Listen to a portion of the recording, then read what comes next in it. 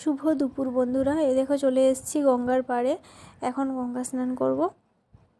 তো গঙ্গা স্নান করে তারপর চলে যাব মায়ের মন্দিরে, তারপর পুজো দেবো আর করব। তো তোমরা প্রথম থেকে শেষ পর্যন্ত দেখো। আজকে আমি তোমাদেরকে একটা দারুণ জিনিস শেয়ার করতে চলেছি তোমাদের সাথে।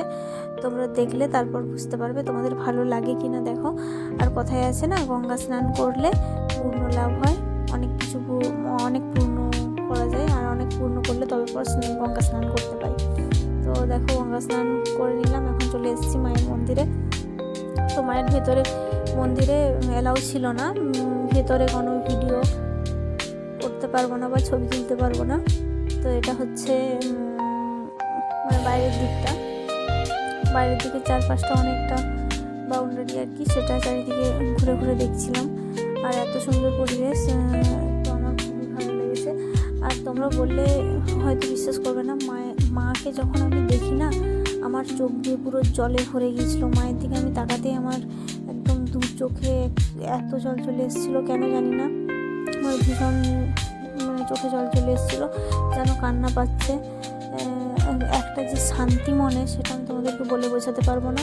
আমার এতটা মনে শান্তি লাগছিল। তো যাই হোক, এখন তোমাদেরকে এই যে চারপাশটা একটু ঘুরে ঘুরে দেখাচ্ছি, দেখো কেমন লাগছে। পরিবেশটা তো অসম্ভব সুন্দর, কোনো কথা হবে না। তো খুবই ভালো লেগেছে। আর এই দেখো, মায়ের এখানে হচ্ছে যে একটা যে পুকুর আছে, এই পুকুরে এত মাছ আছে না, এই মাছগুলোকে খাবার দিলে একদম চলে আসছে সবাই এক কাছে, খাবারগুলোকে ঠুকে ঠুকে খাচ্ছে আর কি। আর এই দেখো, এদিকে আমরা লাইন দিয়েছিলাম, মানে এটা হচ্ছে মায়ের কাছে যাওয়ার একটা গেট আছে। তো এখানে লাইন দিয়ে ভেতরে যেতে হবে, আর ভেতরে গিয়ে পর আবার লাইন দিতে হবে। মানে এখানে হচ্ছে মেন গেটে লাইন দিয়ে আবার মায়ের কাছে পৌঁছাতে হবে, তারপর মায়ের কাছে গিয়ে আবার লাইন দিতে হবে, তারপর পুজো দিতে পারবো। এই দেখো, এটা হচ্ছে রাতের গঙ্গা।